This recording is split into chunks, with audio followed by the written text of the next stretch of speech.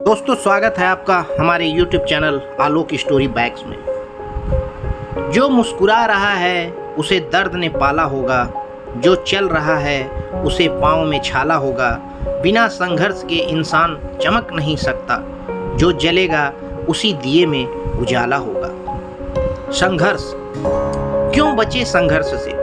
संघर्ष ही तो जीवन की आत्मा है। जितना कठिन संघर्ष होगा उतना ही शानदार जीत होगी। एक बार एक किसान भगवान से बहुत ही नाराज हो गया। किसान बहुत मेहनती था। बहुत मेहनत से वह खेतों में अनाज उगाता, उसकी देखभाल करता, पर अक्सर उसकी फसल खराब हो जाती। कभी सूखा पड़ जाता, कभी बाढ़ आ जाती, कभी तेज धूप आती, कभी कोई न कोई कारण बन ही जाता कि उसकी फसल खराब हो जाती। एक दिन वह किसान गुस्से में आसमान की ओर देखकर भगवान से कहा, हे ईश्वर, आपको लोग सर्वज्ञाता मानते हैं कि आप सब जानते हैं। कहते हैं कि आपके इच्छा के बिना एक भी पत्ता नहीं हिलता, पर मुझे तो लगता है कि आप छोटी सी छोटी बात भी नहीं जानते। आपको तो ये भी नहीं पता कि खेती बाड़ी कैसे करते हैं। अगर आप जानते होते तो हर समय जो बाढ़, आंधी और तूफान आते हैं वो कभी नहीं आते। आप नहीं जानते कि कितना नुकसान उठाना पड़ता है हम किसानों को। यदि आप मेरे हाथ में यह शक्ति दे देते कि जैसा मैं चाहूं वैसा मैं मौसम कर दूं, फिर आप देखना मैं अन्न के भंडार ला दूंगा।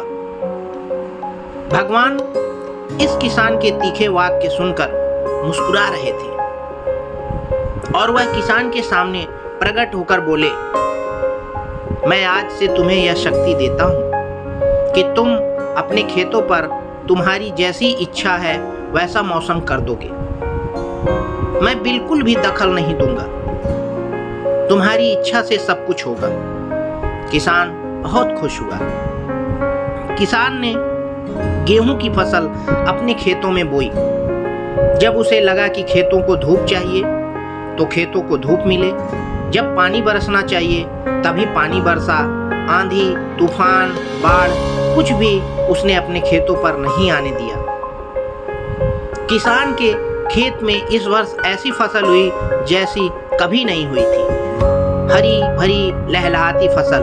मन ही मन वह बहुत खुश हो गया और सोचने लगा, अब सबूत के साथ दिखाऊंगा भगवान को कि इसे कहते हैं शक्ति का सही उपयोग। मेरी सफलता देख उन्हें अपने नियम जरूर बदलने पड़ेंगे। कुछ दिन गुजरे, फसल काटने को तैयार हो गए।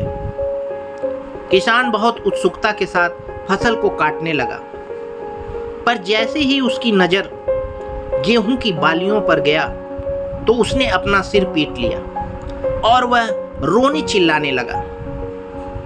गेहूं की एक भी बाली के अंदर गेहूं का दाना नहीं था। सारी बालियां अंदर से खाली थी। किसान बहुत दुखी हो गया। उसने भगवान को रोते हुए फिर पुकारा, हे प्रभु, तुमने ये मेरे साथ क्या किया? क्या तुमने मुझे कोई सजा दी? भगवान बोले, पुत्र, ये तो होना ही था। तुमने पौधों को संघर्ष करने का मौका ही नहीं दिया। ना तो तुमने उन्हें आंधियों से जूझने दिया, ना ही तेज बारिश से सहने दिया और ना ही धूप में तपने दिया। एक भी चुनौती का सामना तुमने उन्हें नहीं करने दिया। इसलिए सारे पौधे अंदर से खोखले रह गए।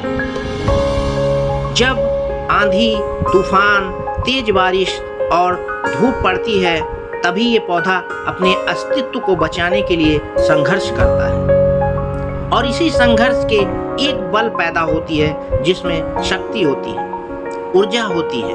और यही ऊर्जा पूर्ति तेरे गेहूं के दानों की तरह जो नहीं फूटी, तूने उसे कठिन परिस्थितियों से गुजरने ही नहीं दिया।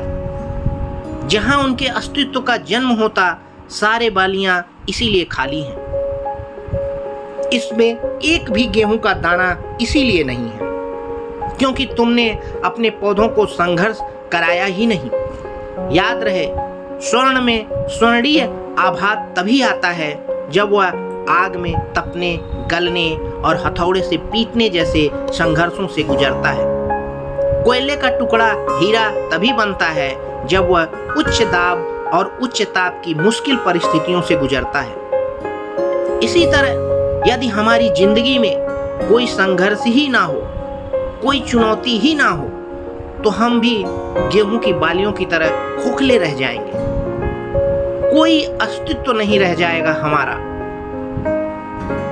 विपरीत परिस्थितियां, चुनौतियां, समस्याएं हमें और अधिक निखारती हैं। यदि जीवन में कठिन परिस्थितियां और चुनौतियां आए तो कभी घबराना मत, बल्कि सामना करना।